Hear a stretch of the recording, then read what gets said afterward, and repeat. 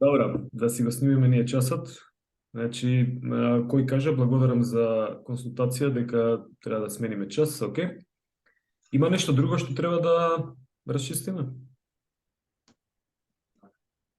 Нема. Нема. Камерите не ви работат. Нема потреба да се гледаме. У пижами сте сите.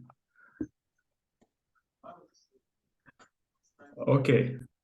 Ајде тогаш денешна тема е, најверојатно се гледа скринот, екранот, така? Да. Да се гледа. Да. Неколку часа зборуваме за тестирање, досадно станува, ама така, тука некаде ќе завршиме можеби за тестирање и ќе зборуваме за други моменти, но мене ми е битно да направиме една заеднички сублимација, затоа велам вклучувајте се. Што нешто екстра може да се каже за тестирањето, а да не биде дека само заеднички ги поминавме оние тестови кои што се задолжителни за предметот и дека се само тие тестови. Значи, не се само тие тестови. Тестирањето, нас целта ни е да се едуцираме што со тестирањето, инаку, кога ќе дојдете во ситуација дека треба да се проверат некои моторички способности или умења. Значи, под моторички способности не сме ги зборувале, ама мислам на сила, брзина, издржливост, флексибилност, рамнотежа, прецизност, координација. Генерално се тука негде 7. Максимално. Треба да сакате да направите некоја батерија на тестови или да процените нешто. Постојано зборувам проценувам. Не мерам. Значи, тоа е многу битен момент. Ќе го објаснам понатаму. Ако ја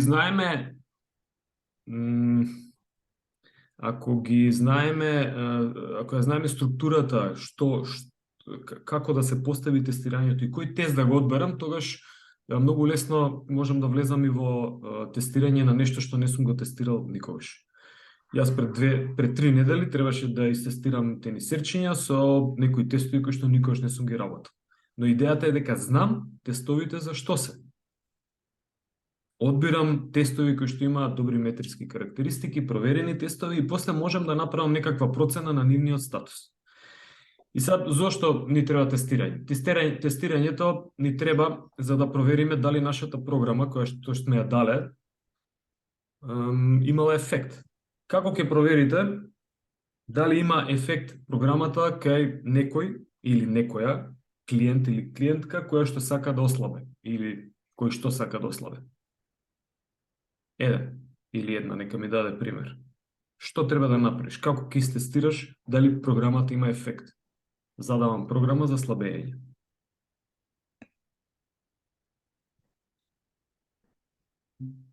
Да не се чекаме, звончето нема да звони, било кој нека се вклучи, нека проба, нека каже. Мислам дека е така логично. Што треба да направам за да видам дали програмата имала ефект? Да споредиме, например, евањиот период кога ќе започне со програмата, после, например, 3 недели да провериме колку тежина изгуби, каков ефект имаш. Точно, значи ја тестирам тежината. Померење на тежината. Одлично. Како последното, како беше? Ја мериме тежината или? Ги споредуваме. Добро, ама ја проценуваме тежината. Ајде, всушност тука мериме не е таа тежина на телото, тоа ќе му дојде мериме маса во килограми, да. Да, фактички маса, да. Маса мериме во килограми, но ја мериме точно колку килограми е масата. Сега, ама можеме ли да измериме точно во некоја единица колку некој е силен, колку е издржлив, колку е брз? Тоа е малку деликатно, ќе го споменам на следниот слайд. Значи, првото што прашање е супер одговор, значи пробувам да измерам некоја маса на почетокот и да измерам дали се намалила масата на крајот. Значи тоа се вика лонгитудинално истражување. Можам да направам тестирање во моментов помеѓу сите нас, ние да се истестираме во еден тест SGIP, пример, или било кој тест, нека биде shuttle run тест, и да видиме каква е нашата VO2 max вредност, значи каква е нашата издржливост, ама да се споредиме едни со други. Значи тоа се вика трансверзално истражување. Правам пресек на истражувањето. Но целта е, како што кажува и слайдов, еве ја веќе напоменав дека треба да утврдиме некоја состојба, треба да споредиме иницијална состојба со финална или со контролна состојба на иста група испитаници, на еден испитаник, на неколку испитаници, на 100 испитаници. Им давате сега еден колега, прави магистарска истражување за магистарската тема, која што е всушност проверка на 2 аеробик програми. И он има 10 испитаници од едната програма, 10 испитаници од другата програма, но има и 10 испитаници кои што не работат ништо заради проверка на евентуално пласебо ефект, значи да видиме контролна група, се нарекува таа, дали и тие што нема да вежбаат, нешто ќе се случи кај нив во периодов од 6 недели колку што ќе трае програмата.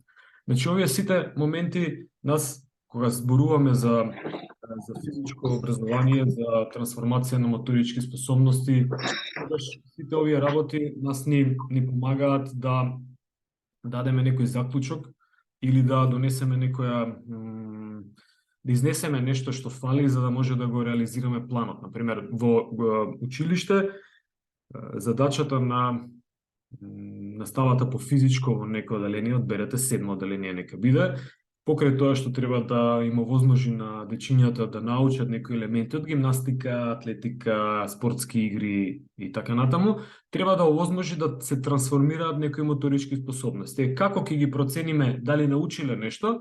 Со квалитетни тестови. Прашалник, гледаме видеоанализа, даваме оценки. Како ќе провериме дали се трансформирала некоја способност? Изведуваме тестови. На тој начин си ја проверуваме нашата програма, ги следиме дечињата во нивниот развој. Ова нешто што треба да го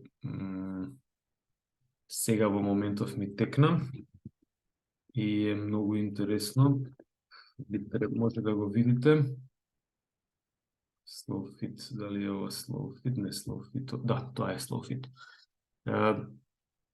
SlowFit е програма од Универзитетот на спорт во Љубљана, значи факултетот за спорт во Љубљана, кој што прави следење на сите дечиња преку тестови, на сите дечиња од училиште и во последните 40 на години, мисля. Огромна база на информации имаат во неколку теста и они ги проверуваат всушност дали квалитетно се дистрибуира наставата по физичко или не. Кои тестови ги изведуваат, еве ги некои од тестовите, и се е интересно дека, само да видам дали може да најдеме. Да, овде ги има и објаснато тестовите, значи како се изведуваат тестовите. Ова е значи за студенти, за дечиња, ова е за возрастни луѓе. Имаат направено супер спој помеѓу тестирање на деца и родители, значи и родителите учествуваат во тестирањето и на крајот даваат некои информации од типот на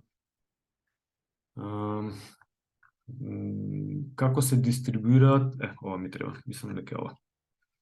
Да, може да видите што се случува со физички, на овој фитнес индекс некако што они го дефинираат и што се случува од 1990 година до 2020 година најверојатно. И ги проверуваат нивните програми. Видете што се случува за COVID, така го гледате овој момент, така? Се гледа екранот. Да. Супер. Значи може да видите што се случува за време на COVID, дека немаат направено ниту едно тестирање или после COVID-от, првото тестирање опаднала, физичкиот индекс опаднал. И сега на овој начин кога се тестираат работите може да се носат заклучоци. Видите, 2003 година истестирале 49, ова е просечната вредност на овој индекс. Значи момчиња, девојчиња. Интересни бази кои што може да се, да, дури вели дека може да се симнат, ама ова се како, да, може и како PDF да се симнат. А некаде имаше база физичките перформанси, морам да го најдам тој дел. тим, ова се професори по физичко и студенти, ваши колеги кои што работат на овој наш пријател Грегор Старц, супер прилика е да го споменам и на предавање. И некаде би требало да најдам еден хистограм каде што има графикони за сите моторички способности и каде се наоѓаат на крајот на часот. На ниво на Европа, каде се наоѓа Македонија, каде се наоѓа другите земји, значи во споредба со другите земји, и според тоа може да се заклучи дали сме ние доволно добри конкретно за наставата по физичко образование кај нас. Ова е само еден пример. Знаете дека во спортските клубови се тестираат на почеток на припреми, на крајот на припреми, во средина на надпреварувачки период, се тестираат спортистите помеѓу, например, после програма за рехабилитација, пред изведба на некој оперативен зафат или некои такви моменти, значи се прават проценки на некои параметри, например дебелина на мускул, па да видиме постоперативно колку ќе се намали масата преку обемот на мускулот, колку ќе се намали масата на мускулите. Значи тие работи се интересни за следење и мора на тој начин, само на тој начин може да правиме, да носиме заклучоци. Дури и лековите, кога се ставаат во продукција, тој мора да помине, сите читавте за вакцините, колку фази треба да поминат вакцините, значи тоа се тестови. Тоа се изведба на тестови за да може да добиеме параметри, информации, дата, бројки, понатаму да се обработат и да се добијат насоки, всушност, преку тестот. Например, јас добивам информација или вие ќе добиете информација за тестот згиб, кој што некој од колегите може да направи само 2 згиба, веќе знаете дека неговите силови способности да прикажат репетитивни движења не се во некоја средна граница. Средна граница е 10 повторување, според некои истражување. 2 е многу ниско. И што ќе заклучиме од тоа, дека доколку колегата сака да биде фит во некој нормална средина, да кажеме, да 50% ни лош ни добар, ни премногу ни најдобар, ни лош ни најдобар, тогаш би требало што да прави, би требало да вежба. Тоа се тие информации кои што тестовите ги носат. И сега овде долу пишува дали се мерат или се проценуваат работите. На следниот слајд ќе го објаснам тој дел, но што мислите вие, дали вежбата може да биде тест и дали тестот може да биде вежба? Мислам дека може. Што од ова? Кое? Или двете? Мислам дека двете можат да бидат. И со тестот се вежба нешто, се тестира некоја способност. А вежбата истовремено тест, со вежбата се сознава колкави способности, например, располага кандидатот или единката која што се тестира. Океј, во едниот дел ќе се сложам, каде што тестот може да биде вежба, ама вежбата не може да биде тест. Тука ова последново што го кажав е вистина. Значи, не секогаш вежбата може да биде тест. Сушност, вежбата, ако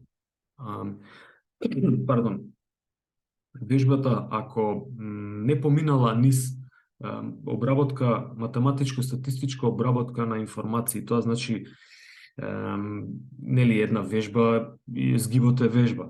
Но изведбата на згиб поминала преку некои истражувања и авторите дефинирале дека таа изведба на движење, која што ние го нарекуваме згиб, доколку се изведува по тие правила кои што се задаваат, нели почетна крајна положба и како се бројат повторувањата, тогаш може да биде тест. Тоа значи дека има добри метриски карактеристики.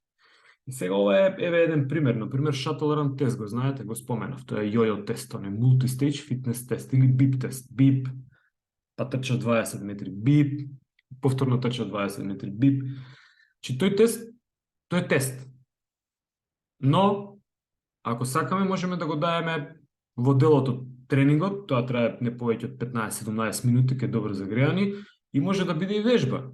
Зошто? Затоа што прави некоја аеробно анаеробна активност која што ќе биде инкорпорирана во тренингот и во меѓувреме ние ќе провериме, ќе го изведеме тестот, ќе добиеме информација, ама они ќе се заморат и знаеме точно во кои зони ќе се заморат. Но ајде сега една вежба, качување на водно или трчање 7200 метри. Тоа е вежба. Тоа е вежбање, за некого е тренинг. Дали тоа може да биде тест за да им кажеме на поголема група на испитаници, вие ќе трчате 7200 метри? Не. Тие ќе попаѓаат на првите 2000 метри некој од нив. Не знаеме ни со која брзина. Ама јас индивидуално можам да се тестирам, да видам така, тоа е субјективно тестирање или и доколку постои некоја грешка, тогаш е таа систематска грешка, па ја велам една се тестирам 7200 да видам со колкава брзина ќе ги поминам тие. Сега случајно одбрав 7200, не може, мислам, како пример. Вториот пат да видам дали побрзо или поспоро ќе ги истрчам. Но ова не можам да го дефинирам, оваа вежба не можам да ја дефинирам како тест, затоа што немам информации дека има добри метриски карактеристики. Овој дел е многу битен. Значи, тестовите имаат метриски карактеристики. Ова е испитно прашање. Можеме нема вака да ве прашам, или тој што ќе ви спрашува, ама ако ја знаете логиката, тогаш ќе одговорите на се што е врзано со тестирањето. Значи, еден тест може да биде вежба, ама вежбата не може да биде тест. Секогаш таа треба да помине низ добар филтер на математичко-статистичка обработка на податоци и проверка на поголема група на испитаници, за да може да кажеме, оваа вежба веќе може да ја користиме како тест. Па, например, sit-ups или вежба за подигнување, значи за абдоменна мускулатура, тоа е вежба, ама луѓето процениле дека ја провериле вежбата и вика, да, она има добри метриски карактеристики. И сега што значат тие метриски карактеристики, кога сме веќе кај нив, тогаш ќе преминам на третиот слајд, ќе скокнам вториот, па ќе се вратам.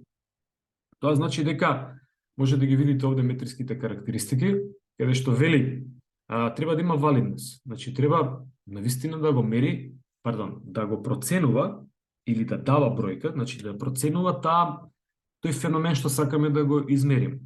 Дали часовникот е валиден за да покажува време или обртомерот во бројот на вртежи во возилото е валиден за да покажува време. Така, логично прашање. Значи, бројот на инструментот за број на вртежи не е валиден. Тој ќе биде валиден за број на вртежи. Така и ние, например, не можеме да два теста споменав, не може со VO2 максимум да процениме дека да добиеме информација за силовите способности. Значи, не е валиден тој тест за силови способности, тој е валиден за издржливост. Ме разбирате? Да не објаснувам повеќе што е валидност. Дали е релиабилен? Дали постои, значи, повторливост, дали иста група на испитаници,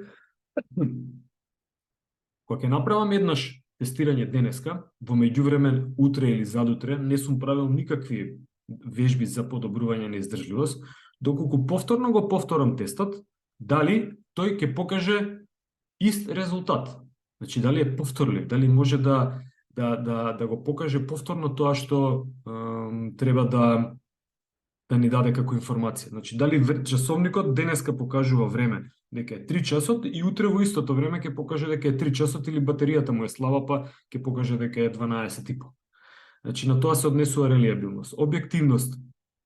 Значи, вистински го дефинира проблемот кој што ние го разгледуваме, и дискриминативност, дали скалата на која што оценува е доволно добра за да може да направи добра разлика, фина разлика помеѓу испитаниците кои што се тестираат. Например, дискриминативност, замислете дека имаме часовник кој што покажува денови. Значи, тој не покажува време, него денови покажува. Ама можеме ли да знаеме внатре во денот за кој час се работи? Не може. Ама чека, ние имаме сега испитаници кои што може да направат, например, 7 згиба, 8 згиба, ама ние велиме не. Кај нас е скалата или 10 згиба прави, или 20 згиба прави, ние го оценуваме со 1, 2, ако прави 30 згиба, го оценуваме со 3. Значи, не може да ја допре точно, да ја процени способноста во многу фин момент. Нема доволно прецизно, нема да биде. И затоа се проверува и овој феномен дали тестовите се дискриминативни, значи дали може да направат разлика помеѓу испитаниците. Инаку, например, една груба разлика е, како што ви кажав, ден-ноќ или 24 часа во однос на понеделник, во однос на вторник. Другата фина разлика е нели во секунди, во делови од секунди, милисекунди, наносекунди, трансферни информации, не знам, од во IT сектора, во компјутерски системи, тоа се огромна брзина на информации во многу кратко време се пренесуваат. Значи времето, веќе скалата за мерење на времето е друга. Сега велам мерење на време. Таму имаме дефинирана метриска единица, значи дефинирана. Тоа се по ESI систем имате, нели, килограми, време, брзини и така натаму, тоа се дефинирани вредности и затоа велиме мерење. Кај нас не може да биде мерење. Дали имате нешто да ме прашате во однос на метриски карактеристики? За вас е битно да знаете дека тестовите, за да имаат добри метриски карактеристики, треба да биде валиден, релиабилен, објективен, дискриминативен. Овие вредности или карактеристики на тестовите се проверуваат преку, како што споменав, некои математичко-статистички анализи и треба поголема група на испитаници, за да може верно да кажеме да, овој тест е добар и може да го користиме за проценка на брзината. Например, спринт на 20 метри. Од левата страна е објасната некоја така исто математичко-статистички методи кои што се користат кога се споредуваат тестови помеѓу една група, две групи. Ова е многу интересно на постдипломски студии, тие што ќе проложат, а ве мотивирам сите. Ели, сега, професоре, ние на прва година чекај да завршиме факултет, потоа на постдипломски, ама е многу интересно затоа што тука се игра со податоци и можете да носите заклучоци. Тоа е интересен момент во истражувањето. Така да таму ќе имате повеќе информација, сега само и во ќе ги учите делот овие способности ќе ги учите статистички анализи ќе ги учите во втора година, мислам, по методологија на истражување со статистика. Но, чисто на кратко, кога се тестира нешто, тогаш можеме да зборуваме за тестови на знаење, математика, хемија, македонски јазик и така натаму. Може да зборуваме за тестови на способности. И сега, ова дали е психологија или моторички способности е друг момент, тестови на личности, ова е веќе психологија доаѓа, кај нас ќе зборуваме ајде ситуациони тестови по одреден спорт, кошарка, атлетика, да не набројувам спортови, карате, джудо, каде што има ситуациони тестови кои што може да се применат. Но исто така проверка на моторички умења, дали скијањето сте го научиле за 2 дена или за 4 дена. Еве еден интересен момент. И сега, што се случува и зашто неколку пати споменав во овој предавање, ќе споменувам некои работи, битни ќе ги повторувам по неколку пати. Што се случува зошто велам не можеме да ги измериме моторичките способности? Затоа што тие се во делот на латентна димензија. Значи, тие се скриени. Нешто што е латентно е испитно прашање. Ова латентен простор, во 2 прашања можем да ја прашам, што е тоа латентен и манифестен простор. И второто е ке брзина има тамо некоја брзина која што се нарекува латентно време на моторна реакција. Ама ако знаете што значи латентно, што значи терминот време, што значи моторна, што значи реакција, тогаш многу едноставно, значи само треба да ги знаете термините. Ова го кажам затоа што еве на последнава испитна сесија, на пример, колеги не знаат што е латентно време на моторна реакција после 4 години студирање, што е така малку интересно, да не кажам жално. И нормално додека не научат, не може да поминат. Но овој, значи, Сантава на лед, иако е на англиски се разбира, нас ни покажува каде се способностите кои што зборуваме, значи квалитетиве за кои што зборуваме преку моторички способности. Тоа сете ги координација, како се групирани таму, нешто агилност, равнотежа, прецизност. Ама исто така под водата се наоѓа издржливост, силата, ама исто така под водата е брзината, флексибилност и тоа се влегува во латентен простор. Ние не може да ги видиме, не може да видиме дали Дали патот, како што може патот да видиме дека е долг од прилика 100 метри, ние не може да видиме дали некој има добра координација, додека не, што треба да направи за да видиме дали има добра координација? Што треба да му направиме? Додека не истрча 100 метри. Па за координација да истрча 100 метри не може да му, нема логика, тоа е веќе брзина. 100 метри е брзина. Така, тогаш може да кажеме да, 100 метри за некој за што пократко време, може да кажеме дека е брз. За координација, например, може да кажеме дали може некое ново движење да направи. Па тој што ќе направи побрзо ќе го совлада новото движење од другиот или од другата, тогаш за него ќе можеме да кажеме да има подобра координација. Некој не може воопшто да го направи движењето, едноставно нема координација. Не постои таа шема или шаблон на однесување внатре во телото кој што може да создаде и да покаже квалитетна координација. Кај луѓе кои што им е правена, например, оперативен зафат на нешто, на колено нека биде, оние губат во моментов, во одреден период се намалува силината нели, на таа нога. И ние може да кажеме дека ја има изгубено. Намалена е, значи помала е. Разбирате, до кога ќе биде помала, ние не знаеме за тоа, додека не истестираме, додека не направиме тест.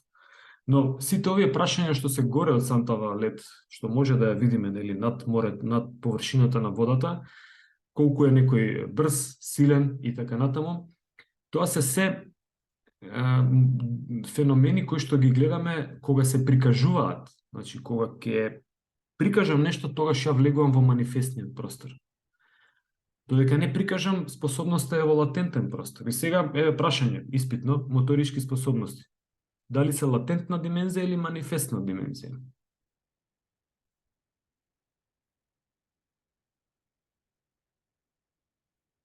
Што мислите? А уште еднаш, дали моторичките способности мисли дека е латентна? Точно се сложува. Има ли некој што мисли дека е манифестна димензија? Моторичките способности се латентна димензија, но кога ќе ги прикажеме, тогаш тие од латентниот простор преминуваат во манифестен, значи ние ги манифестираме. Крушевски манифест, тоа што имале идеја луѓето тогаш да направат, го представиле на хартија и представиле на манифест. Значи ние пробуваме тоа што го имаме однатре да го прикажеме, но сепак точно моторичките способности се латентна димензија. И сега како се дефинира овој моторички простор? Например, кај Курелич, оваа книга ја имате, можеби е лоша копијата, ама еве на кратко ќе сублимирам што е најбитно. Колегата пробал некоја, мислам 70 или 80 година, мислам дека е 70 година, на така прилично поголема популација училишна возраст, дечиња од 13 години до 18 или 17, една голема батерија на тестови со која што сушност пробале овој делов лево го предпоставиле, не знаеле дека е точен, ама они задавале тестови. Тапинг тест за брзина, за фреквентна, не знам, успевате да ме гледате, ја не се гледам. Успевате моје видео да гледате? Да, се гледа. Се се гледа. Да. Зошто ја не гледам? Само да видам. Има некој идеја да ми каже како може да ја вклучам за да може да се пошто и на видеото нема да се гледа, да. Океј, ајде не гневам се, ова моја работа ќе го најдам понатаму. Значи, тапинг тест е тест кој што со рака, например, многу голема брзина треба да продуцира човекот за да може да направи движења и сега да не ги објаснувам сите тестови, генерално може да се препознаат и според способностите од лева страна, но идејата била дека истражувачите поставиле тестови. Овде, под тестови тотал, ставиле некои 22 теста. Не знаеле што ќе добијат. Ги истестирале сите испитаници и сите податоци како бројка, значи ова е бројки, гаѓање на цел со нога е бројка, колку е успешен. Успешен е 2, 3, 4 или 5 како бројка. Пикадо, исто, значи која бројка, дали е 0, дали е 1, дали е 10. Координација со палка, време, еве овде, време, колку време треба за да изведе движење координација со палка. Кај имаме овде некој... Зашо немам... Ај вака ќе треба Не, добро, истото е. Да, тестовите, пардон, не се 22, затоа ме збуним, туку се 37 теста негде. Па има репетитивна сила, еве ви подигнување на труп на шведска клупа, тоа е за абдоменална. Па имате има склекови. Па има експлозивна сила, скок во далечина од место и така натаму. Ова се во бројки се добива. Скокот во далечина е во метри, нели? Ема се пак бројка добивате. И овие сите моменти кога ги се обработуваат преку математичко-статистички методи, тога се добиваат, се групираат генерално, сите тестови се групираат во некој заеднички простор. Па се вадат некои фактори. И се ова е како се истражува латентниот простор. Па велиме дека, не знам, овие два теста се групирале во некои фактори. Што е идејата кај нив? Дека тука има некоја регулација на интензитетот на ексцитација.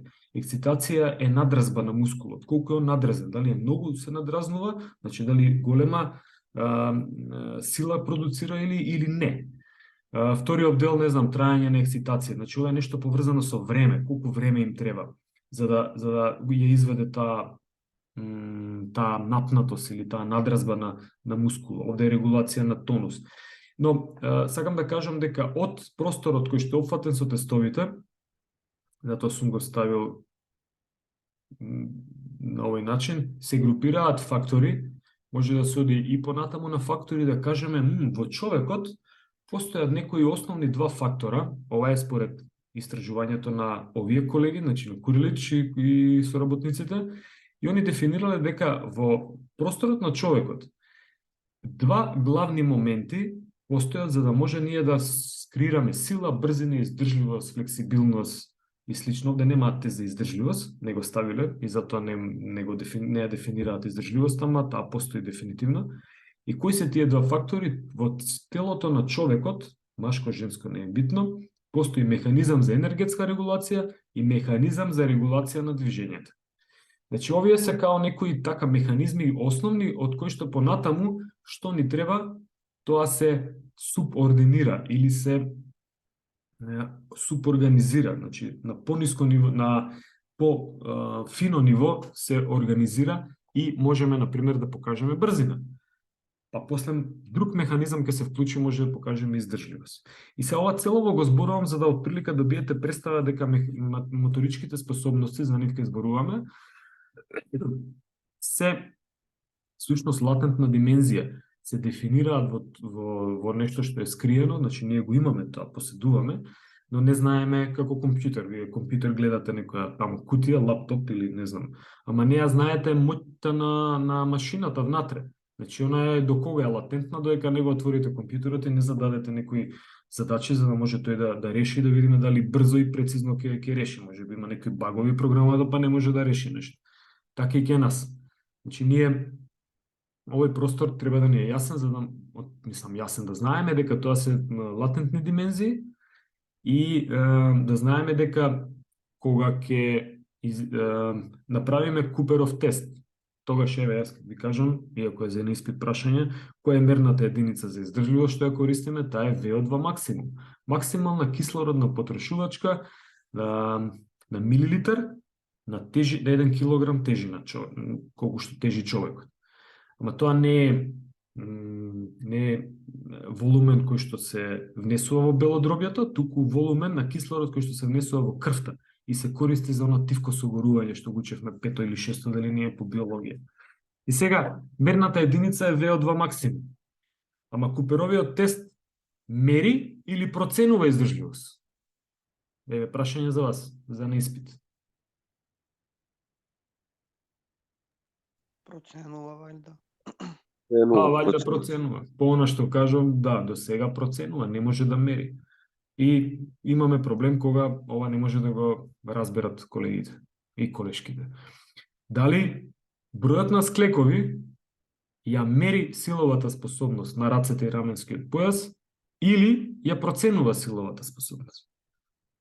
Ја проценува. Ја проценува. Точно. И сега да не прашувам понатаму за брзина, за флексибилност, кога некој ќе проба да направи шпага или не знам ситен рич или нели седи и дофати или длабок предклон. Мислам дека го објаснив и тој тест.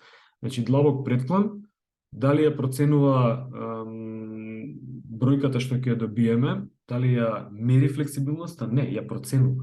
А можеме ли да измериме ако мериме преку агли флексибилност, клучиме и за тоа, тогаш што мериме? Мериме агол, ама повторно преку аголот проценуваме дали некој зглоб може повеќе да се флектира или да оди во екстензија. Имате ли прашање за овој дел нешто?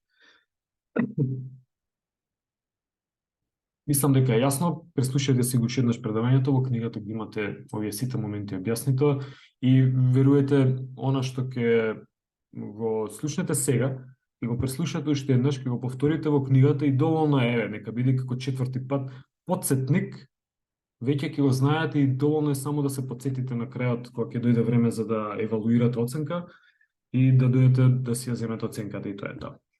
Овој дел е ставен чисто за потсетување, доколку некој не бил на настава. И сега, да, веќе мислам дека споменав, но, ајде, може, нека биде, еве ги, генерално способностите, издржливост, може, нека биде конкретна издржливост. Како можем да тестирам? Можем со теренски тест, можем со лабораториски тест, каде што се става едно вреќе, да гласува, па мерам колку CO2 изфрлам од телото, а на тој начин проверувам колку е внесен кислород, нели? Бидејќи колку што има внесна бензин, толку би требало, мислам, како енергија и квантитет би требало на некој начин да има ни за успехот излез или преку енергија вртежен момент на тркалата. Значи, енергијата не се губи, таа само се трансформира од едно во друго и затоа еве најлесно може да споменеме дека ако за да проценам во лабораторија, најчесто користат оние гасни анализатори кои што се ставаат на лицето, за да можам да проценам колку кислород трошам, тогаш проценуваат колку јаглерод диоксид изфрлам на некој начин, но се користат и тестови кои што се на помош на вариабилност на срцева фреквенција, па на пример има Polar Optimizer, што сум напишал да покажи. Не, ке издржливост ке зборуваме за Polar и за се друго што доаѓа. Да не објаснувам многу, генерално можете да добиете информација дека ако се работи за тестирање на рамнотежа, тогаш треба да го донесем испитаникот во услови каде што му се намалува рамнотежата. Значи, една нога на подлога која што е, например, 1 сантиметар или помалку од сантиметар, доколку се работи за уметничко лизгање. Значи, дали они имаат добра рамнотежа? Да, апсолутно. Дали гимнастичарките на греда треба да имаат добра рамнотежа? Апсолутно треба да имаат. Значи, тие се тие моменти кои што нас не интересираат како квалитативни моторички способности и каде се и што се може да се, не се, туку како да ги измериме или процениме. Океј, да, мислам дека нешто споменав. Значи, еве, доколку во гимнастика или овие фрирајд скокови со ски или скокови во вода, тогаш ние даваме квалитетна оценка.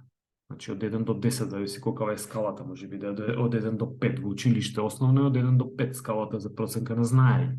И тоа е тест, проценка на знаење, тест. Морфолошки карактеристики во физичка култура или образование, како е може би старо имево. Антропометрија значи дека мериме обеми или димензии или кожни дипли на телото, за да можеме да направиме некој скрининг на морфолошкиот статус на човек. Но исто така имаме во психологија конативни, когнитивни тестови, ќе учите по психологија малку повеќе за ова, во детали, сигурно. Што исто може да се тестира или како да се користат тестовите, да, ова може да го сменам, како да се користат информациите од тестови.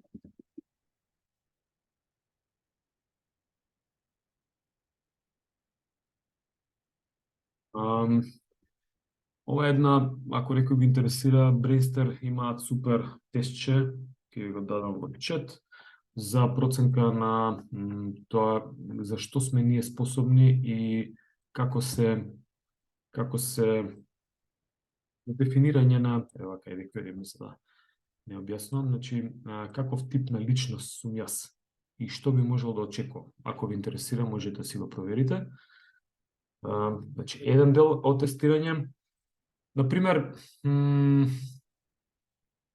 ќе видиме вака за да можам да го... Да. Например, ова е една база исто, доколку сакате, можам да ви ја пуштам и незе во чат, каде што се добиени информации од физичките перформанси на само малку се извинам.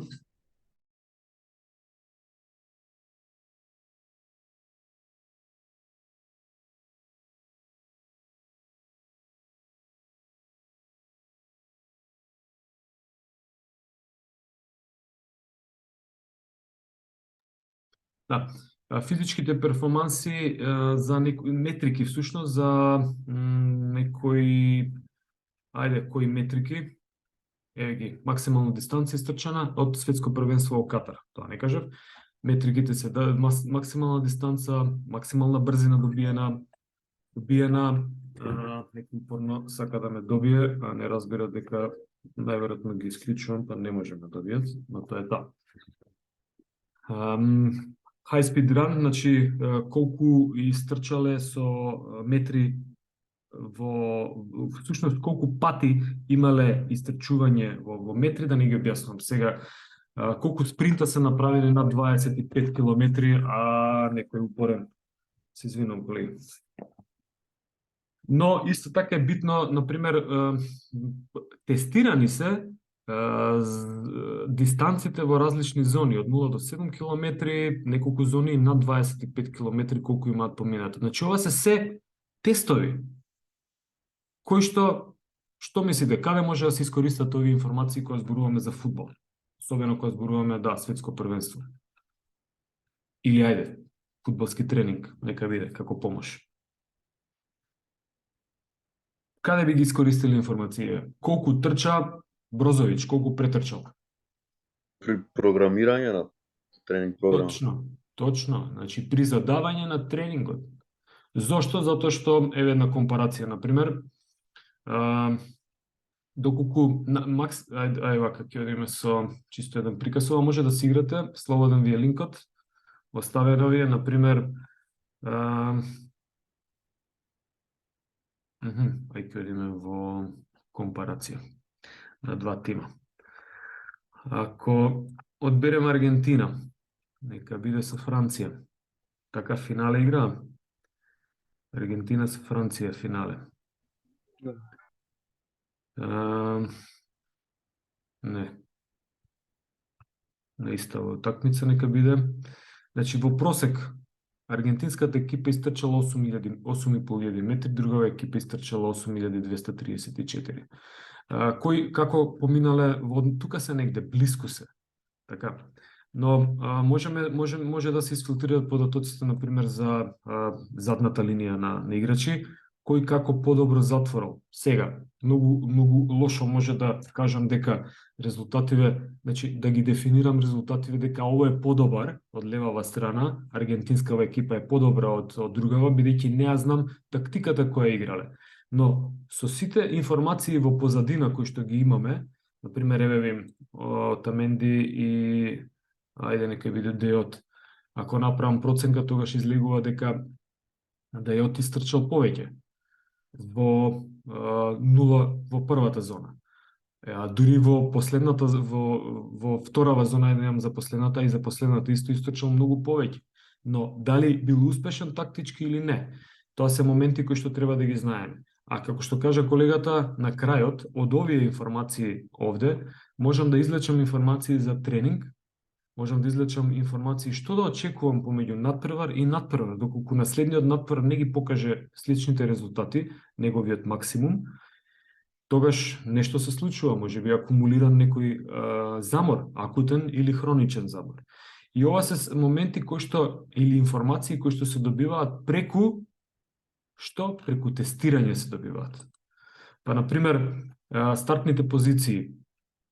Кој од овие стартни позиции покажува поголема брзина во зона 4 или во зона 5. Ги гледате кои се бројките на зона 4 или зона 5. Ова е конкретно за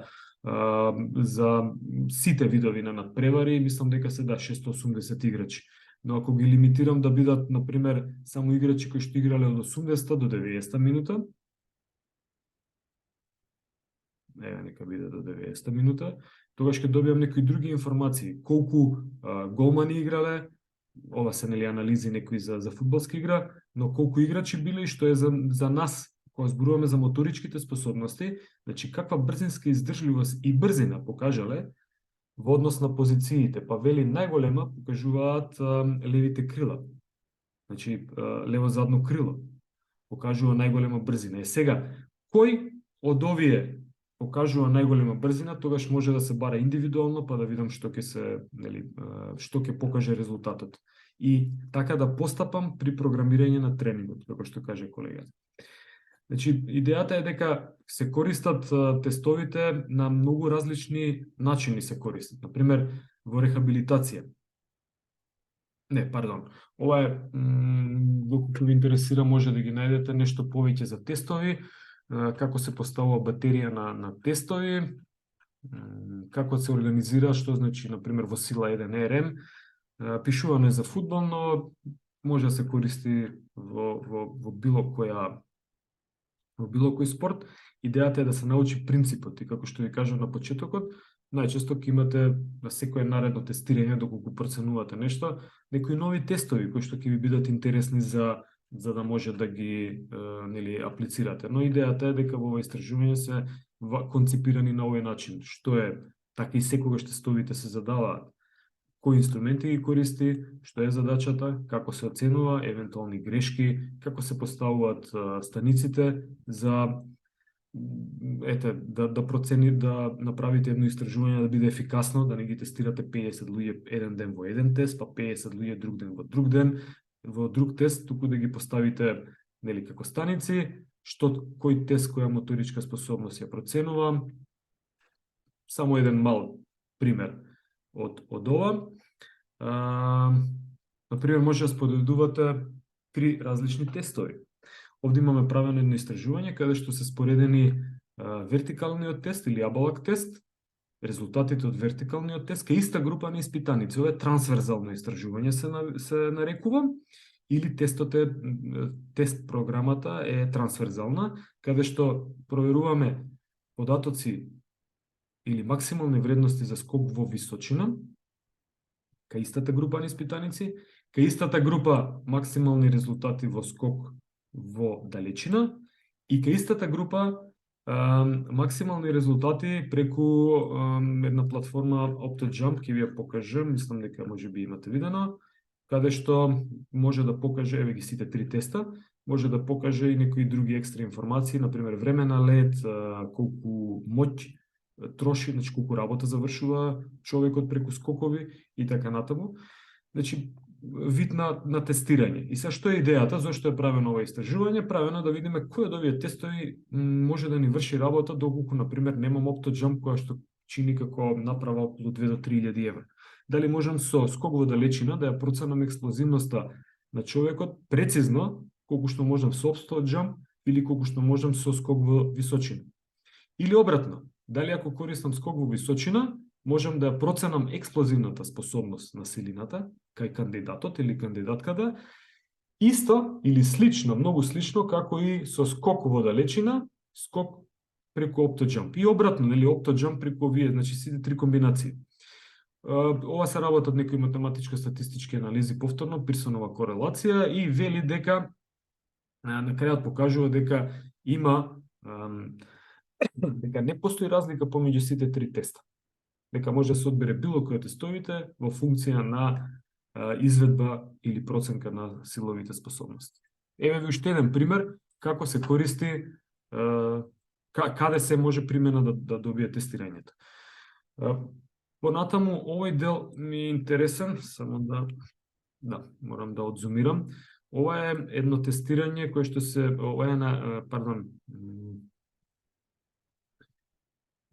извештај од тестирање, од Biodex тестирање. Биодекс е машина која што прави изокинетичко оптоварување. Тоа значи дека, например, ако тестирате бицепс и трицепс, колку и да сакате побрзо да потегнете, не можете. Се дефинира машината да работи со максимум 60 градијани во секунда, мислам дека беше, да, 60 степени во секунда, еве овде долу покажува, или 180 или било која брзина што ќе одберете, но тензијата или напорот што ја поставува машината е постојано ист. И тоа се нарекува изокинетика или изокинетички напор. И овие машини се добри за проверка, особено на здравствена или injury prevention, значи превенција на повреди, здравствена состојба, но супер се и за тренирање или влегување во тренажен процес во рехабилитацијски протокол. И нормално проверка, конкретно ние сме ја користеле пред припреми, после припреми, припремен период, за време на преродачки период, за да процениме дали некои податоци може да ни помогнат, повторно кажам да процениме, за да може да се интервенира во тренингот. Па, например, кај овој, мислам дека се работи, не е битно кој спортист, мислам кој спорт, дали е фудбал или мислам дека е фудбал, бидејќи се работи за нозе. Што наоѓа, вели дека има дефицит од 32% во флексија. Ова е на лева или десна нога? Треба да е на...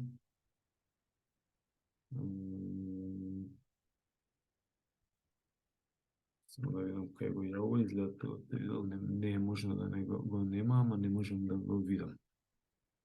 Значи, флексија задна ложа, така, дефицит или послаба задна ложа во однос на предната ложа. Еве вака кажано во спортски жаргон. Што значи тоа? Дека ќе треба да се работи, ова наистина не можам да видам дали е лева или десна нога, би требало На десна нога, мислам, професоре. Каде го гледаш? Да, еве го, супер, еве ги, лева, Ете десна. го таму. Да, Тоа е за одлично. екстензија за флексија е до него. Минус 32.2. Горе, не знам, Еве е го. таму. Супер, Ето. браво, значи следите. Вели дека е дефицит на, уште еднаш, десна нога. Значи, десната нога е послаба од левата нога во флексија или во задната ложа. Што треба да направи стручниот штаб? Треба да му даде задача на кондицијскиот тренер или било кој тренер друг да поработи на овој дел. Како ќе работи? Во програмата за сила ќе стави екстра вежби за да се подобри силината на задната ложа. Зошто е проблема кога има дефицит? Затоа што влечењето и моментот на лостови при контракции мускулни може предната ложа да направи поголем проблем и да направи стегнување на задната ложа. Како ќе проверам дали програмата е добра? Повторно ќе направам тестирање. Значи, ова е една апликација како се користат тестирањата во спорт и е мотив за вас за да може да ги користите или овие информации да ги ставите во функција. Како да направам проценка со кој интензитет да трчам, да подобрувам издржливост, аеробна, анаеробна, ќе зборуваме во детали кај издржливост темата од нареден час, ќе направам проценка на анаеробниот праг. Ја гледате зелената линија, зелената точка, само да зумирам. Зелената точка вели дека е точка на анаеробен праг. Од нејзе, срцевата фреквенција, да не објаснам во детали, линеарно се зголемува и можеме да тврдиме дека тука се трошат масноти и евентуално малку јаглехидрати. Над оваа точка, значи ако срцевата фреквенција се зголеми, тогаш се трошат јаглехидрати. Како и да е, идејата е дека правам проценка на анаеробен праг за да можам да дефинирам со која брзина, овде е 13 км на час, или со која срцева фреквенција да трча човекот, спортистката, која што треба да зададам тренинг, и да знам што ќе очекувам понатаму. Ама ако го немам ова тестирање, не можам да дадам од око. Можам од око да кажам, трче со 30%. Дали е тоа правилно? Колку е тоа 30%? Од што е тоа 30%, посебно кај некој што нема искуство во тренинг? Сака да ослабе, прашањето беше како ќе ослабете некого, нели ќе направам проценка на килограми, и јас или вие ќе му дадете, треба да му дадете интензитет. Ви утре ќе бидете доктор, лекар. Значи, како што докторите даваат рецепт за лекови, така и ние треба да дадеме рецепт, ама точно рецепт, а не на испит да ми кажат, па издржливоста се подобрува со вежби. Со какви вежби? Па со вежби, професоре, вежбаш и се подобрува издржливоста. Тоа е, замислете на лекар да ви каже лекарот, земи таблети. Какви таблети да земам? Земи некои таблети, било какви таблети земи. Колку пати дневно да ги пијам? Колку сакаш. А колку таблети на едно пиење? Земи 3-4, ама можеш и 10 да земеш. Дали е тоа правилен одговор? Не. И во нашата струка не е правилен одговор доколку кажеме од око информација. Затоа треба да се носиме секогаш на параметрите кои што можеме да ги искористиме. Например, не можам да направам проценка на анаеробен прак во лабораториски услови или теренски, ми треба срцева фреквенција, ми треба лактат анализатор, но можам да направам да најдам лактатната срцевата фреквенција на анаеробниот прак преку теоретска формула. Знам колку е отприлика максимален пулс кај човекот, минус број на години, ќе најдам колку е тоа 100%, од тоа ќе најдам дека на 90% анаеробниот прак, и сепак имам некој параметар, каков таков, ама се држам до него. Не давам информации од око или паушална информација. Океј, некој прашање дали имате до овој дел? Брзо ќе завршиме. Ова е една пример листа, например склек. Може да има обид 1, обид 2, не. Зошто? Затоа што ако направи дотказ, нема логика да прави уште еднаш, ќе треба да се одмори убаво за да може да направи дотказ. Истото е за згиб и така натаму. Трчање во метри, да, брзина, креатин фосфат се користи, брзо се како енергетско гориво, брзо се опоравува, значи брзо се ресинтетизира резервоарот на креатин фосфат и вие можете да направите неколку брзи движења. Значи можам да имам обид 1, обид 2 или обид 3. Скок во далечина, да, можам да имам неколку обиди затоа што повторно е креатин фосфат.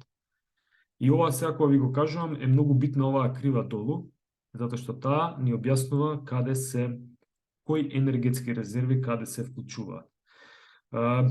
Абдоминални се работат нели до отказ, исто како склекови, ја би тестирал еднаш. Длабок предклон, флексибилност, многу пати, 10 пати нека проба. Што повеќе пробува, по голема флексибилност ќе покаже, ама не може тоа да оди до крај, нели? Како и Усеин Болт не може да на секој тренинг или например да помери границата на неговиот рекорд. И така натаму, ова е една пример нели за листа, можете да најдете Eurofit батерија, што значи се препорачува во Европа, но на крајот сега ќе пробам да најдам нешто што ви ветив на почетокот за базата на податоци во Европа. И јас тука би завршил. За овој дел зборувавме минатиот час, кој го интересира нека погледна во претходното предавање. Имате ли некој прашање? Ова е подсетник за книгиве, нека стои како тако. Професор, Ајде. Сладоснив малце на предавање и ме интересира која е поврзаноста на Брейстер кариера изов со денешното предавање. Чисто како тест. Нема поврзаност. Колку го имам користено пред една година, две, сакав да ви кажам какви се тестови постојат. Значи нема никаква поврзаност, мислам никаква. Се надевам нема тој тест да го оддалечи некој од вас за да не продолжи да студира туку да ја смени струката, нели? Но убаво е да се проверат типовите на личност. Ова ќе го учите по психологија многу. Значи јас само како пример ќе ви го дадов за тест. Добро, имаме ли некој друго прашање?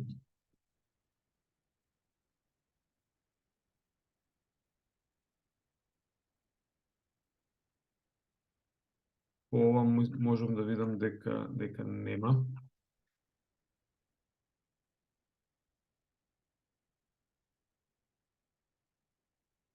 Да. Да не ве држам. Ќе пробам да го најдам линкот со базата на информации кај дечиња, како што беше оно од Slow Fit од Словенија, и ќе можете да проверувате по земји во кои способности популацијата покажува подобри резултати во однос на другите. На тој начин се прават стратегии за дефинирање на наставни програми во училишта. Овие стратегии ги користат здравствените организации, например Фонд за здравство би требало за да се намали користењето на здравствени услуги доколку нацијата е поздрава. Но тоа се добива преку ваков тип на тестирање кои што се спроведуваат. Океј. Прашање? Професоре, имаше и кај нас тестирања пред некое време, се не знам точно кој ги правеа, дали беа со училишен спорт. Да, се прават и кај нас, затоа ви кажам, можете и Македонија да најдете со тоа што ние ја немаме како база на информации споделено, објавено, но го има во Feedback Europe, мислам дека беше го најдов. Одлично, го најдов. Сега ќе споделам на кратко, таман додека се снима.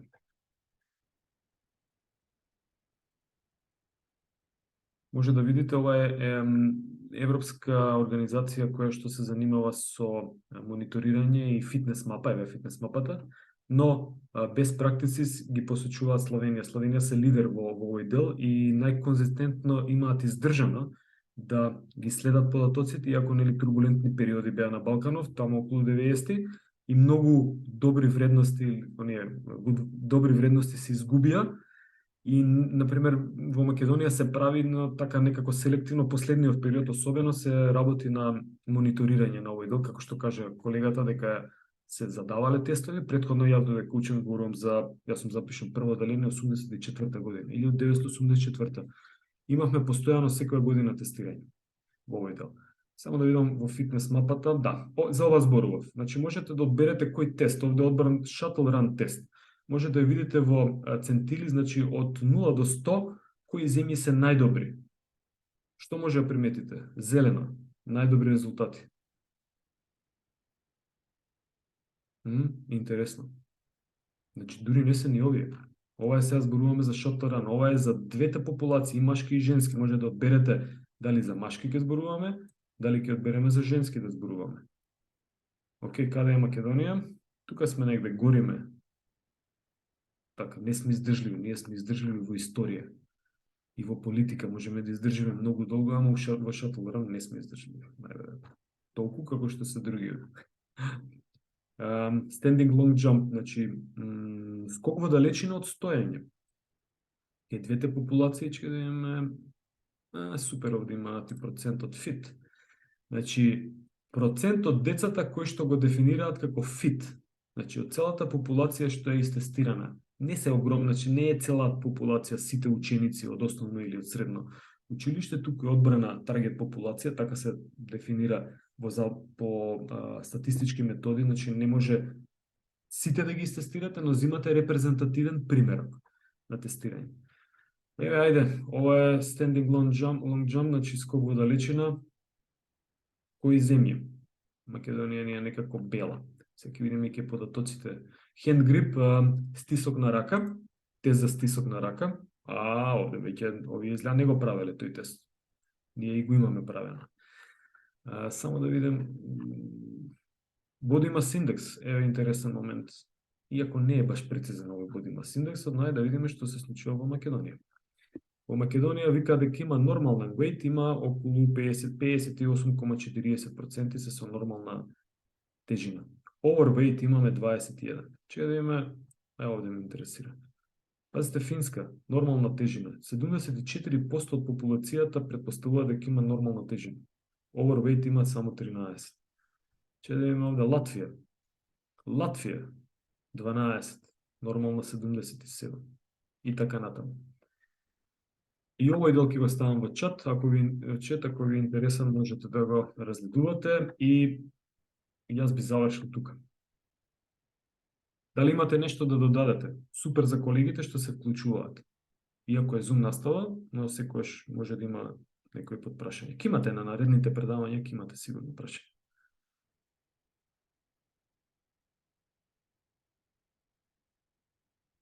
Samsung повторно или не?